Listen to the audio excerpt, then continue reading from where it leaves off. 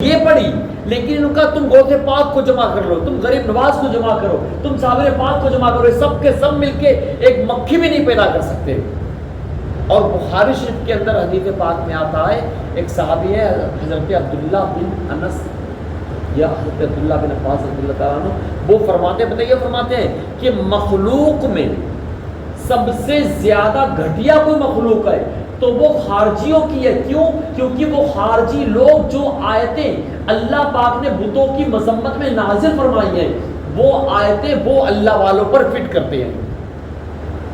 اچھا، ایک بات ہم آپ کو بتا رہے ہیں، جس ٹائم پر یہ آیت نازل ہوئی تھی، صحیح، اس ٹائم پر کیا غوث پاک تھے، غریب نواز تھے، صابر پاک تھے، نظام الدین اولیاء تھے؟ بتائیے، اس ٹائم پر یہ بزرگ تھے جن کا نام یہ تقریر میں عام طور پر لیتے ہیں؟ کیا اس ٹائم پر اعلیٰ حضرت رحمۃ اللہ علیہ تھے؟ اس ٹائم پر کیا شاہجی بابا رحمۃ اللہ علیہ تھے؟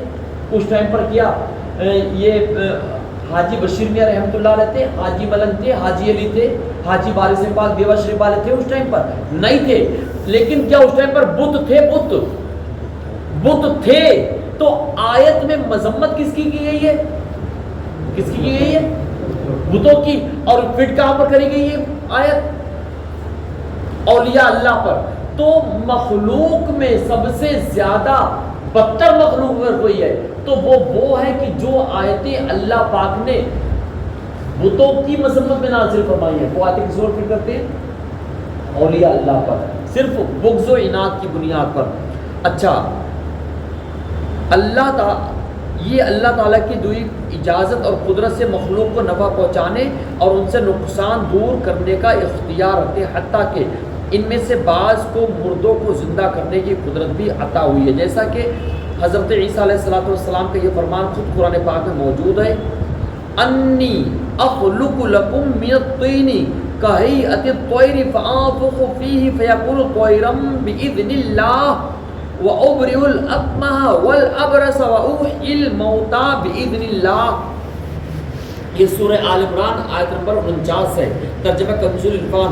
میں تمہارے لیے مٹی سے پرندے جیسی ایک شکل بناتا ہوں، پھر اس میں پھونک ماروں گا تو وہ اللہ کے حکم سے فوراً سے پرندہ بن جائے گی، اور میں پیدائشی اندھوں کو اور کوڑ کے مریضوں کو شفا دیتا ہوں،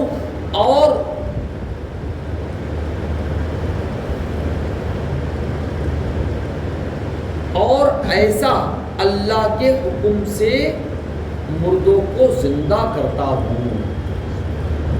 یہ بتائیے، اچھا، اس آیت میں بتوں کے بارے میں ہے کہ اس میں ان کا عاجز اور بے بس ہونا بیان کیا گیا ہے، اور اس سے اللہ تعالیٰ کے انبیاء علیہ السلام اور اولیاء رحمۃ اللہ تعالیٰ علیہ پر چسپاں کرنا خارجیوں اور ان کی پیروی کرنے والوں کا کام ہے۔ دیکھو، وہ حدیث پاک آ گئی جو ہم نے بتائی تھی، اور وہ آ بھی گئی۔ صحیح بخاری شریف میں ہے کہ حضرت عبداللہ بن عمر رضی اللہ تعالیٰ عنہما خارجیوں کو اللہ تعالیٰ کی مخلوق میں سے بدتر قرار دیتے تھے، اور فرماتے تھے کہ جو آیت کفار کے بارے میں نازل ہوئی ہے، یہ ان آیتوں کو مومنین پر چسپاں کرتے ہیں۔ بخاری شریف کے اندر یہ موجود ہے، اور یہ باب مرتدین کا ہے، اس کے اندر یہ بات لکھی ہوئی ہے، ما قدر اللہ حق قدری، انہوں نے اللہ تعالیٰ کی قدر نہ جانی جیسا کہ اس کی قدر کا حق ہے۔ اب ایک بات یہاں پر ہم تھوڑی سی کریں، آپ توجہ فرمانا، اللہ تعالیٰ نے بتوں کو مطلب بالکل کمزور فرمایا، بتایا کہ ان میں کوئی دم نہیں ہے۔ قرآن پاک میں یہ سورہ حج ہے، آیت نمبر 73 ہے۔ اور انبیاء کی شان کیا فرمائی ہے؟ انبیاء کی شان یہ ہے کہ حضرت عیسیٰ علیہ السلام نے فرمایا کہ میں مردوں کو میں شفا دیتا ہوں، مادر زاد اندھوں کو، سفید داغ والوں کو، اور مردے جلاتا ہوں اللہ کے حکم سے۔ تو اللہ کے حکم سے جب نبیوں کی یہ طاقت ہے، نبیوں کی یہ پاور ہے، تو آپ لگائیے نبیوں کی پاور تو بہت بڑی دکھ رہی قرآن پاک کے اندر۔ اور بتوں کے تعلق سے اللہ پاک نے فرمایا یہ بے قدر و قیمت ہے، یہ اتنے کمزور ہیں۔ یہ پجاری لوگ کیا کرتے تھے؟ پجاری لوگ کرتے تھے کہ انہوں نے اپنے بت خانے کے اندر جو مورتیاں رکھی ہوتی ان مورتیوں کے چہرے پر یہ شہد مل دیتے. ہاں شہد ملنے کے بعد میں یہ دروازے بند کر دیتے کہ مکھیاں نہ آ کے بیٹھ جائیں آ کے. تو مکھیاں روشن دان میں سے آ جاتی اور روشن دان میں سے آ کے وہ مکھیاں ان بتوں سے شہد وغیرہ چھوڑا کے وہ لے کے چلی جاتی.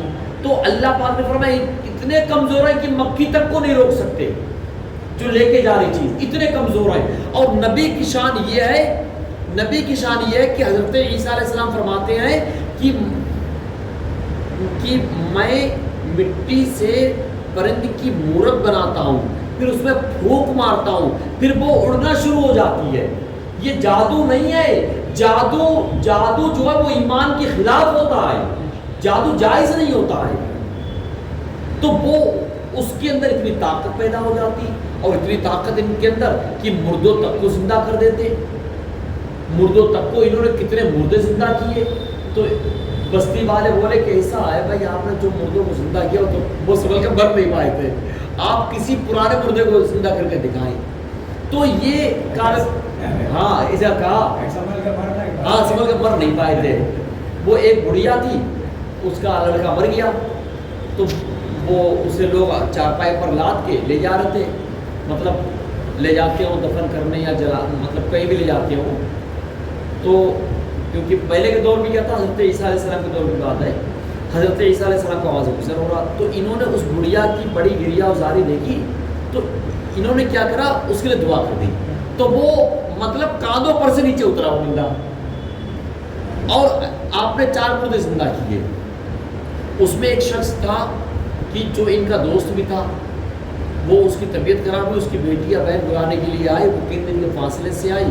تو جب یہ باپ پہنچے تو اس شخص کو انتقال کرے 3 دن ہوئے تھے, قبر پڑ گیا, وہ زندہ ہوا, اور زندہ ہونے کے بعد میں اس کی شادی وغیرہ بچے پیدا ہوئے, کافی ٹائم تک زندہ رہا. تو لوگوں کو یہ وسوسہ آیا کہ ہو سکتا ہے مرے ہی نہ ہو, تو کہا ٹھیک ہے بھائی اور لے چلو. تو حضرت نوح علیہ السلام کے دور کا کوئی شخص تھا, اور جب باپ پہنچے, ہزاروں سال پرانی بات قبر پر جا کر آپ نے دعا فرمائی تو اللہ پاک کے حکم سے مردہ نکل آیا, اور اس کو لگا کہ قیامت قائم ہو گئی. تو فرمائی نہیں, قیامت قائم نہیں ہوئی ہے, قیامت قائم نہیں ہوئی ہے, بات ایسی ہے. تو وہ ایمان پر نہیں تھا, تو اسے فوراً سے کلمہ پڑھا نا, فوراً سے کلمہ پڑھا. یہاں سے ایک بات یہ بھی پیدا ہوئی کہ ہمارے آقا صلی اللہ علیہ وسلم نے اپنے والدین کو قبر انور سے نکال کر کلمہ بھی پڑھایا ہے. اب کوئی کہے کہ جب وہ یہاں پر سوال کھڑا ہوا, اس کا مطلب وہ ایمان والے نہیں تھے, کلمہ پڑھایا اس کا مطلب ایمان والے نہیں تھے, فرقے باطلہ کہہ سکتے ہیں. تو اس کا جواب مفسرین نے لکھا ہے, اس کا جواب یہ کہ ایمان والے تو تھے لیکن وہ اس امت میں شامل ہو جائے, اس لیے کلمہ اپنے نام کا پڑھایا ہے, اس لیے کلمہ اپنے نام کا پڑھایا ہے. تو اب کیا ہوا کہ وہ شخص زندہ ہوا, اسے پوری بات بتائی کہ ایسا مسئلہ, اس نے کلمہ پڑھا. اور پھر حضرت عیسیٰ علیہ السلام پوچھا اب تم کیا چاہتے ہو, تو کہا کہ ہم یہ چاہتے ہیں کہ ہم قبر میں ہی چلے جائیں, اور ہم سکرات کی جو سختی ہوتی ہے ہمارے اندر وہ برداشت کرنے کی طاقت ہے, ایسے ہی چلے جائیں. تو وہ دنیا سے ایسے ہی بغیر تکلیف کے رخصت ہو گئے, ان کو قبر میں لٹا. تو جب ان کے اندر اتنی پاور ہے اور اللہ نے بتوں کی مذمت کی, اتنے کمزور ہے, مکھی کو روک نہیں سکتے ہیں, تو بتائیے ان دونوں باتوں میں ٹکراؤ کتنا بڑا ہے, اور وہ ٹکراؤ حق ہے. لیکن یہ بتائیں, خارجی لوگ بتائیں کہ یہ کیا کر رہے ہیں, یہ کیسے خرافات میں, کیسے بکس میں پڑے, کیسے کینے میں پڑے کہ انبیاء اور اولیاء کی دشمنی میں آ گئی ہے. اچھا ایک یہاں پر بڑی ایک زبردست بات کہ انبیاء علیہ السلام کی شان کا اندازہ آپ اس بات سے لگا سکتے ہیں کہ حضرت یوسف علیہ السلام کی قمیض کی برکت سے حضرت سیدنا یعقوب علیہ السلام کی آنکھوں میں بینائی آ گئی, روشنی آ گئی, ان کی قمیض کی برکت سے. حدیث پاک میں آتا ہے, یہ لوگ والی آیت کریمہ بہت پیش کرتے ہیں کہ آپ فرما دیجئے کہ میں تو اپنی جان کے نفع و نقصان کا خود مختار نہیں, مگر جو اللہ چاہے. اس آیت کو بہت پیش کرتے ہیں, بہت زیادہ پیش کرتے ہیں, ہاں مگر جو اللہ چاہے. ہم آپ کو بتائیں نفع و نقصان کا خود مختار نہیں کا, اور یہ بات پیش کرتے کہ اے فاطمہ یہ مت سمجھ لینا کہ نبی کی بیٹی ہو, یہ مت سمجھ لینا. ہم یہ کہتے ہیں کہ آپ مطلب یہ ایسی خرافاتی باتیں لا کر، دیکھیے بات کیا تھی وہاں پر نیا نیا اسلام کا کہ ایمان بے حد ضروری ہے، ایمان کے بغیر آپ کو نبی سے بھی کوئی فائدہ نہیں ملنے والا. بات کلیئرفیکیشن میں یہ بات ہے. لیکن بات کو موڑا یہ جا رہا ہے کہ دیکھو نبی مدد نہیں کر سکتے ہیں، جب وہ اپنی بیٹی کی مدد نہیں کر سکتے تو ہماری کیا کریں گے؟ ہم کہتے ہیں میدان محشر کے اندر آپ کتنے بھی بڑے نمازی ہو، آپ کو نبی کے در پر جانا ہی پڑے گا. آپ کتنے بھی بڑے نمازی ہو، کتنے بڑے پرہیزگار ہو، بتائیے. یہ بخاری شریف کی حدیث پاک کے اندر آئے نہیں ہے سارے لوگ حضرت سیدنا آدم علیہ السلام کی طرف جائیں گے، وہ منع کر دیں گے، سارے نبی منع کر دیں گے. پھر آخر میں حضرت عیسیٰ علیہ السلام کی در پر جائیں گے، پھر وہ یہ کہیں گے کہیں مت جاؤ، تم آج ان کے در پر جاؤ، ان کے در پر جاؤ جن کے لیے یہ پورا محشر ہے. فقط اتنا سبب ہے بزم انعقاد محشر کا کہ ان کی شان محبوبی دکھائی جانے والی ہے. ان کی شان محبوبی اللہ پاک کو پتا ہے کون ایمان والا کون کافر ہے نہیں. اللہ پاک کو پتا ہے کون ایمان والا کون کافر ہے. کافروں کو جہنم میں ڈالو، ایمان والوں کو جنت میں ڈالو، کھیل ختم. لیکن یہ سارا اس لیے ہو رہا کہ آج دیکھ لے، آج جان لے، آج مان لے. جو کل تک نبی کی شفاعت کا انکار کرتے رہے، نبی کی مدد کا انکار کرتے رہے، آج وہی مدد کی لائن میں لگے ہوئے ہوں گے. آج لے ان کی پناہ، آج مدد مان ان سے، اور کل نہ مانیں گے قیامت میں اگر مان گیا. اگر نبی کی مدد شرک ہے، ایک بات کہتے ہیں آپ کو سن لیجیے توجہ کے ساتھ، اگر نبی کی مدد شرک ہے تو دنیا میں بھی شرک ہے اور میدان محشر میں بھی شرک ہے. ایسا نہیں ہے کہ دنیا میں شرک ہے اور میدان محشر میں توحید ہو جائے، ایسا نہیں ہے. الحمدللہ ہم لوگ اہل سنت و جماعت، ہم توحید پر بھی ہیں اور ہم رسالت پر بھی ہیں. تو اب جنہوں نے عاجز و بے بس مکھی سے بھی کمزور بتوں کو اللہ تعالیٰ کا شریک ٹھہرایا، انہوں نے اللہ تعالیٰ کی ویسی قدر نہ کی جیسا اس کی قدر کا حق ہے، اور اس کی عظمت نہ پہچانی. حقیقی معبود وہی ہے جو کامل قدرت رکھے، اور بے شک اللہ تعالیٰ قوت والا اور غلبے والا ہے. ایک حدیث پاک سن لیجیے انشاءاللہ، یہ بڑی ایک زبردست حدیث پاک ہے. ایمان پر موت کی کسی کے پاس کوئی ضمانت نہیں ہے کہ کوئی انسان بڑا پکا نمازی ہے تو یہ ایمان پر ہی مرے گا، اس کی کوئی ضمانت نہیں ہے. اللہ پاک کے کروڑا کروڑ احسان کہ اس نے ہمیں انسان بنایا، مسلمان کیا، اور حبیب مکرم صلی اللہ علیہ وسلم کا دامن کرم ہمارے ہاتھوں میں دیا. اس میں کوئی شک نہیں ہے کہ ہم مسلمان ہیں، مگر ہم میں سے کسی کے پاس اس بات کی کوئی ضمانت نہیں ہے کہ مرتے دم تک مسلمان ہی رہیں گے.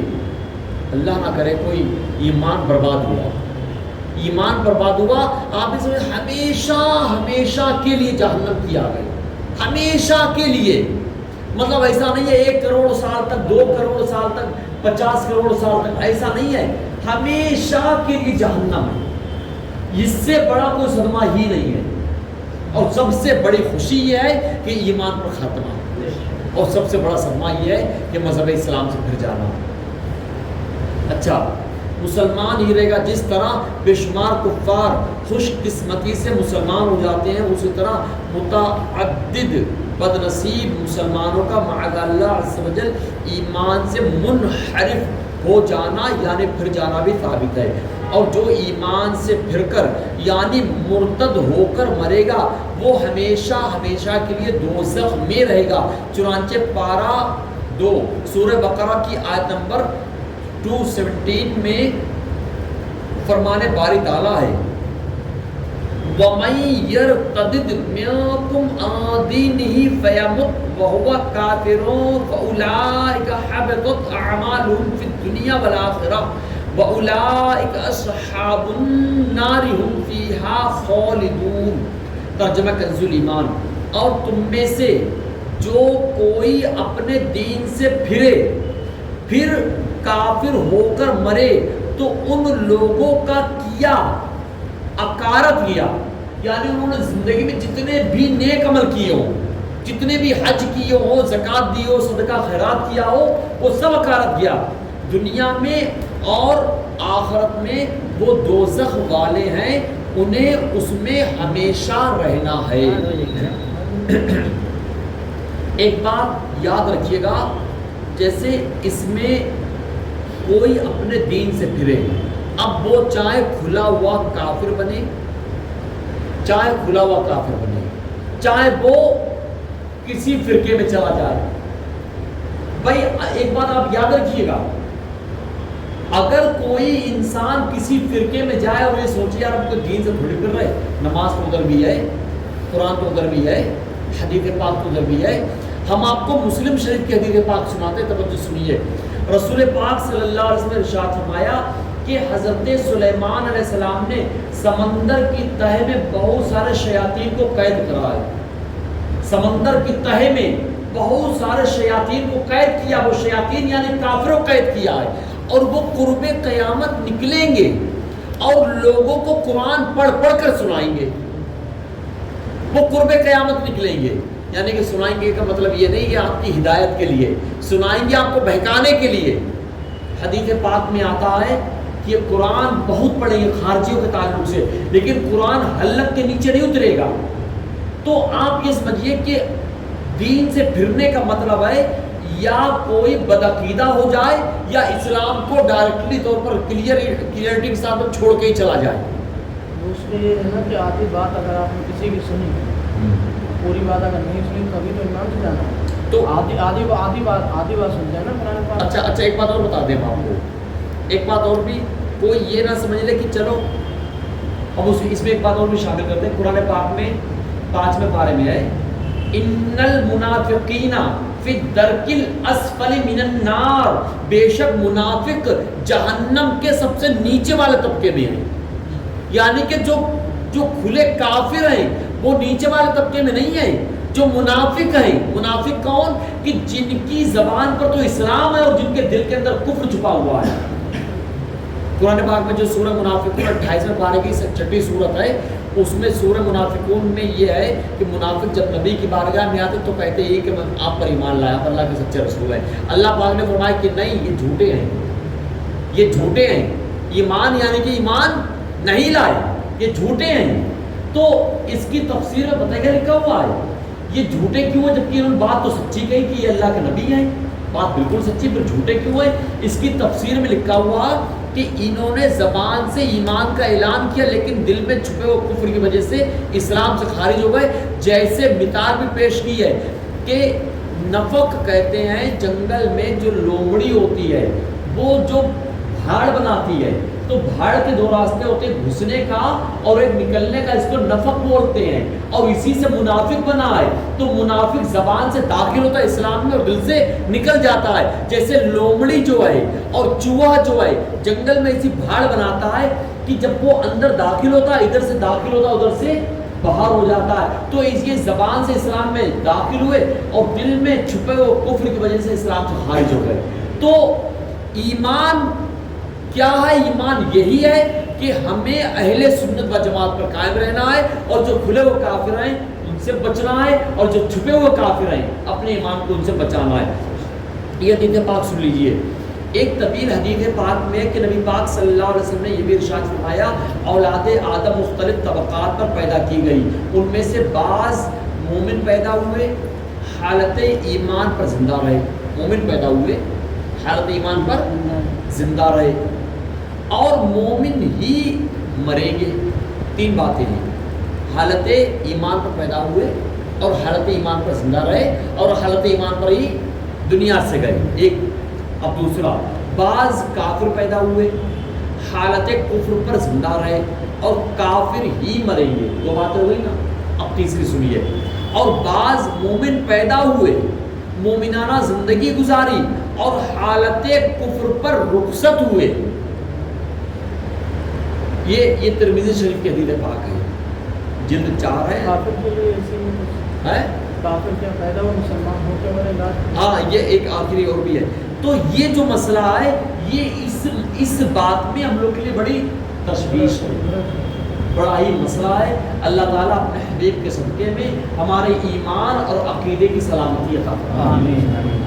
اچھا، یہ وہی ہو گیا نا کہ اچھوں کی صحبت. ہاں، اچھوں کی صحبت کا بہت بڑا اثر ہے. قرآن پاک میں تو یہ تک اللہ پاک نے فرمایا جو میں نے بتایا، یا ویلتا لیتنی لم اتخذ فلانا خلیلا، ہائے میری بربادی، اے کاش ہم نے فلاں کو دوست نہ بنایا ہوتا. جیسے یہ نہیں کہ میرے سنت ہے بہت اچھی चीज़ बोला है कि हमने आला हज़रत के पीछे आके बंद कर दी, क्यों बंद कर दी, बंद क्यों कर नहीं, दी? इधर इसमें क्या है, इसमें ये मसला है, इधर सहाबा इकराम की भी अजमत है और इधर अहले बैत अताहर की भी अजमत है। अगर कोई खारजी बन जाए, कोई खारजी बन जाए, खारजी बन जाए तो वो इमाम हुसैन की शान में कुछ गुस्ताखी करेगा ज़रूर, वो यजीद को अमीरुल मोमिनीन बोलेगा, रहमतुल्लाह अलैह बोलेगा, वो भड़ास अपनी ऐसे निकालेगा। और अगर वो खारजी ना बना, राफजी बना, तो वो खलीफा अव्वल, खलीफा दोम, खलीफा सोम की शान में, हज़रत अमीर मादिया की शान में, हज़रत अबू सुफियान रज़ियल्लाहु ताला की शान में गुस्ताखी करेगा ज़रूर। तो जो रास्ता है वो रास्ता ये बहुत अच्छा है जो आला हज़रत रहमतुल्लाह अलैहि ने जहाँ पर रोशनी की किरण दिखाई है। तो यहाँ पर नहीं, यहाँ पर रहनुमाई है, बहुत बड़ी रहनुमाई है। आप अच्छा हट के चले जरा, आला हज़रत रहमतुल्लाह अलैहि से हट के चले, आप पता कहाँ जाएंगे? या तो आप ये कहने वाले बन जाएंगे कि पहला मकाम हज़रत मौला अली का है, या ये कहने वाले बनेंगे जाकर, या ये कहने वाले बनेंगे जाकर कि ये कहने वाले बनेंगे जाकर कि इमाम हुसैन तो गद्दी के चक्कर में गए थे करबला के मैदान में। या तो सहाबा के दुश्मन बनेंगे या अहले बैत अताहर के दुश्मन बनेंगे, और जो अहले सुन्नत व जमात पर रहेगा उसके एक हाथ में दामन अहले सहाबा का है और एक हाथ में दामन जो है वो अहले बैत अताहर का है। अहले बैत अताहर का मतलब नबी के घर वालों का और सहाबा से मतलब नबी के साथियों का, हमारे सब सलाखों पर है, सुभान अल्लाह। और बाज़ वो हैं जो काफिर जिंदा रहे, काफिर किया पैदा हुआ, काफिर जिंदा रहे और काफिर होकर ही मरेंगे। अभी हम आपको बताएं, जैसे ये ईद मिलाद का पीरियड निकला, ये 12वीं शिप का पीरियड निकला, इसमें बड़ी ताकत के साथ हम देख रहे हैं अहले हदीस हो या देवबंद वाले हो या जमात इस्लामी वाले हो, ये अपनी तो कोई चर्चा ही नहीं कर रहे, इनका पूरा फोकस ईद मिलादुन नबी पर। हम कहते हैं कि हम तो अपने काम में लगे हुए, तुम मेरे काम से क्यों जुड़े हुए हो, इंतशार पैदा ना करो। हमने अच्छा अब बात किसकी हो रही है? हाँ नहीं, एक बात और बताएं, बिदअत की जो रट लगाते हैं, अब यकीन करना ये सवाल हमने एक से बेशुमार लोगों से पूछा और ऐसे मेरे पास एक सवाल है, बेशुमार सवालों की भरमार है। कौन सा सवाल? जब तुम ये जुमला कहते हो कि हर बिदअत गुमराही है और हर गुमराही आग में है, ये हदीस पाक तुमने सुनाई, इस हदीस पाक को हम कैसे समझते हैं ये बता दें। हदीस पाक में मुस्लिम शरीफ के हदीस पाक ये भी है कि जिसने मज़हब इस्लाम में किसी अच्छे काम की शुरुआत की उसको सवाब मिलेगा, जितने लोग इस पर अमल करेंगे सबको सवाब मिलेगा और सारा सवाब प्लस होकर उसके खाते में जाएगा जिसने अच्छे काम की शुरुआत की। और इसके आगे है कि जिसने मज़हब इस्लाम में किसी बुरे काम की शुरुआत की वो गुनहगार होगा, जितने लोग भी अमल करेंगे सबके सब गुनहगार होंगे और सारा गुनाह उसके खाते में जाएगा जिसने बुरे काम की शुरुआत की, और गुनाहों पर अमल करने वाले गुनाह में कमी भी ना होगी। तो इससे पता चला बात आई थी, मैंने उसने पूछा कि आप आला हज़रत की मतलब जिक्र बहुत करते तो आप फरमाते आला हज़रत का जिक्र हम इसलिए करते कि आला हज़रत नबी नहीं मानता ना कोई सहाबा, आला हज़रत एक आलिम दीन मुफ्ती इकराम बहुत बड़े एक मुफ्ती गुजरे, अल्लाह वाले गुजरे और करीब के बुजुर्ग गुजरे, उनके फतावा देखिए कैसे फतावा नहीं इस पर इनकी तारीफ तो उलमा देवबंद अहले हदीस और वो एक लड़का एक है पाकिस्तान का, वो अहले हदीस छोड़ के अपना गिरोह छोड़कर उसके गिरोह में जा रहे हैं, उस तक ने आला हद की मुंह भर भर के तारीफ की। ईमान के ऐसा कोई मौलाना नहीं वजह नहीं उसने तारीफ नहीं। अब क्या हुआ, अभी भी जो बता रहे हैं बिदअत के ऊपर आखिरी बात और इंशाअल्लाह इसको आप दुआ भी। अब देखिए, अब ये बात हो गई, इससे पता चला कि मज़हब इस्लाम के कंप्लीट होने का मतलब ये नहीं है कि अब इस मज़हब इस्लाम में कोई बात पैदा नहीं हो सकती है, आप जो चाहे पैदा करें, लेकिन अगर आपने कोई काम पैदा किया मज़हब इस्लाम में, आप ये को कि ये फ़र्ज़ है, ये वाजिब है, तो आप गुमराह इंसान हैं। फ़र्ज़ वाजिब कुछ नहीं हो सकता है, जो रकातें वो 3 ही रहेंगी, रकातें 2 ही रहेंगी, रकातें 4 ही रहेंगी, रकातें कितनी रहेंगी? ज़ोहर में 4 ही रहेंगी, 5 नहीं हो सकती हैं, मगरिब में 3 ही रहेंगी, ये 4 नहीं हो सकती हैं। अब हम आपको बताएं बिदअत हसना, हज़रत सैयदना उमर फारूक आज़म रज़ियल्लाहु ताला अन्हु ने तरावी जमात के साथ करवाने का पूरे महीने तरावी जमात के साथ करवाने का सिलसिला शुरू किया और इसको बिदअत हसना कहा है। हम ये कहते हैं तरावी जमात के साथ पूरे महीने की बिदअत हसना है। बुखारी शरीफ के अंदर ये बिदअत हसना का लफ्ज़ लिखा हुआ है। तुम ये कहते हैं कि जब तुम्हें हम अहले सुन्नत व जमात बिदअती दिखते हैं तो तुम तरावी पूरे महीने की जमात के साथ क्यों पढ़ते हो? तुम्हारा भी बिदअत हसना पर अमल है, اللہ تعالیٰ کی بارگاہ میں جب یہ پوچھ ہوگی اچھا تم کہتے ہو کہ وہ بدعت نہیں ہے، کیوں؟ کیونکہ صحابہ نے شروع کرا ہے، اچھا تم صحابہ سے زیادہ کارمند ہو گئے۔ بخاری شریف کے اندر امام بخاری رحمۃ اللہ علیہ نے اس کو بدعت حسنہ لکھا، حضرت سیدنا عمر فاروق اعظم رضی اللہ تعالیٰ اس کو بدعت حسنہ کہا۔ کیا تم ان خلیفہ دوم جن کے تعلق سے اللہ رسول فرماتے ہیں کہ میرے بعد اگر کوئی نبی ہوتا تو وہ عمر ہوتے، ان کی منشا کے مطابق اللہ پاک نے قرآن پاک میں کئی آیتیں نازل فرمائی، وہ کہہ رہے ہیں کہ یہ بدعت حسنہ ہے، اور یہ کیا کہہ رہے ہیں کہ وہ بدعت حسنہ ہے، وہ صحابہ رسول کا تمہیں کیا ان سے زیادہ مطلب کوالٹی تمہارے اندر پیدا ہو گئی؟ تو ہم آپ کو پتا ہے بہت ساری مثالیں، وہی بات یہاں پر آئی نہیں، جیسے قرآن پاک ایمان سے نکل گیا تو صحبت کا معاملہ ہے۔ ہاں صحیح جیسے قرآن پاک رکھا ہو، قرآن پاک میں زیر زبر پیش ہے، جیسے ہماری مسجدوں کے اندر جو اوپر جو مینارے ہیں، یہ ساری چیزیں بدعت حسنہ ہیں۔ اللہ کریم ہمیں اسی پر مذہب اسلام پر قائم اور دائم رکھے، اہل